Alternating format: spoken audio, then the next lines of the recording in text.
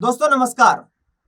Iran अमेरिकी संघर्ष के बीच अमेरिकी राष्ट्रपति डोनाल्ड ट्रंप और इस्राएली प्रधानमंत्री बेंजामिन नेतन्याहू के बीच हुई गर्मागर्म बहस अब वैश्विक राजनीति में चर्चा का केंद्र बन चुकी है। अमेरिकी राष्ट्रपति डोनाल्ड ट्रंप ने स्वीकार किया है कि उन्होंने इस्राएल के प्रधानमंत्री बेंजामिन नेतन्याहू से बातचीत में उन्हें पागल कहा। उन्होंने माना कि लेबनान में इस्राएली हमलों के बाद उनकी नेतन्याहू से फोन पर बातचीत हुई थी और वह उन्हें हमले रोकने के लिए कह रहे थे। तभी दोनों में बहुत तगड़ी बहस हो गई। बीते बुधवार 3 जून 2026 को ट्रंप ने न्यूयॉर्क पोस्ट के साथ एक पॉडकास्ट में ये बात स्वीकार की। उन्होंने कहा, हाँ, मैंने ऐसा कहा था कि नेतन्याहू पागल है। उन्होंने ये भी कहा कि मैं ये नहीं कहूंगा कि मैं गुस्से में था, लेकिन मैं लेबनान के साथ लगातार चल रही जंग से परेशान हो गया। एक समय पर मैंने कहा, बीबी, हमें सब रोकना होगा, हमें इसे अंततः रोकना ही होगा। उन्होंने बताया कि इसी दौरान उन्होंने नेतन्याहू से कहा था कि तुम पागल हो गए। अब डोनाल्ड ट्रंप के इस बयान के बाद वैश्विक स्तर पर एक और नई चर्चा, नई बहस छिड़ चुकी है कि आखिरकार क्या डोनाल्ड ट्रंप और बेंजामिन नेतन्याहू के बीच किसी तरीके की कोई कूटनीतिक दरार पैदा हो गई है?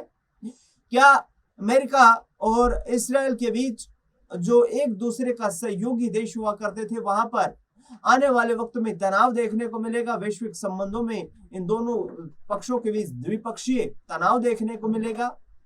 डोनाल्ड ट्रंप आगे नेतन्याहू के साथ दोस्ती पर क्या कुछ कहते हुए नजर आते हैं, उस पर भी चर्चा करेंगे। नेतन्याहू के साथ दोस्ती पर क्या बोले हैं ट्रंप? ट्रंप ने तुरंत ही नेतन्याहू के साथ अपने गहरे संबंधों का जिक्र किया। उन्होंने कहा कि नेतन्याहू के साथ उनका काफी अच्छा और गहरा रिश्ता है। उन्होंने कहा, मेरे साथ मिलकर काम किया है और मैं बीवी को बहुत पसंद करता हूं। राष्ट्रपति ट्रंप की इस बात को स्वीकार करना कि नेतन्याहू के साथ उनकी तनावपूर्ण बातचीत हुई थी, इस बात का संकेत है कि ईरान युद्ध को सुलझाने के लिए उन पर दबाव बढ़ता जा रहा है, क्योंकि ऊर्जा की बढ़ती कीमतें और आर्थिक अनिश्चितता रिपब्लिकन पार्टी को मध्य अवधि चुनाव में नुकसान पहुंचा रही है और वैश्विक व्यापार में भी बाधा डाल रही है। नेतन्याहू के साथ फोन पर बातचीत में क्या बोले थे ट्रंप? एक्सियोस की रिपोर्ट के अनुसार लेबनान पर लगातार बमबारी को लेकर ट्रंप काफी गुस्से में थे। इस दौरान जब उनकी नेतन्याहू से बात हुई तो उन्होंने कहा, तुम पूरी तरह पागल हो चुके हो। अगर मैं ना होता तो आज तुम जेल में होते। मैं तुम्हारी जान बचा रहा हूं। इस समय हर कोई तुमसे नफरत करता है। तुम्हारी इन हरकतों की वजह से आज हर कोई इस्राएल से नफरत करने लगा। ट्रंप ने बताया कि इस कॉल के दौरान उन्होंने नेतन्याहू से फकिंग क्रेजी कहा। ट्रंप के इस बयान में उन्होंने सीधे तौर पर यह कहा है कि हाँ, मैंने उनसे ऐसा कहा था। मैं ये नहीं कहूंगा कि मैं गुस्से में था, लेकिन लेबनान के साथ उनके संघर्ष में मैं परेशान था। एक समय मैंने उनसे ये भी कहा था कि बीबी, हमें इसे रोकना ही होगा। और हालांकि इस बातचीत के बाद ट्रंप ने इस बात पर भी जोर दिया कि इस्राएली प्रधानमंत्री के साथ उनके बेहद घनिष्ठ संबंध है। उन्होंने कहा, हम दोनों ने मिलकर बहुत अच्छा काम किया। मुझे बीवी यानी कि इस्राएली प्रधानमंत्री बेंजामिन नेतन्याहू बहुत पसंद है। लेबनान और इस्राएल युद्ध विराम के लिए भी राजी हैं।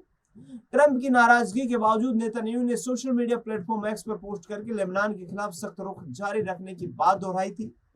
हालांकि अब वह लेबनान पर हमले रोकने के लिए तैयार हो गए।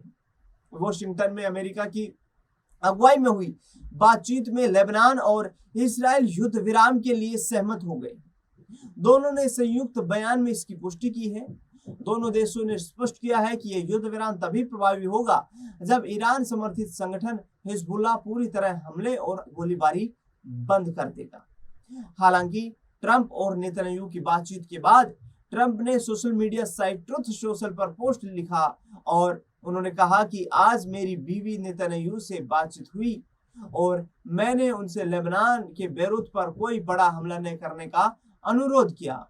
उन्होंने अपने सैनिकों को वापस बुला लिया। धन्यवाद बीवी।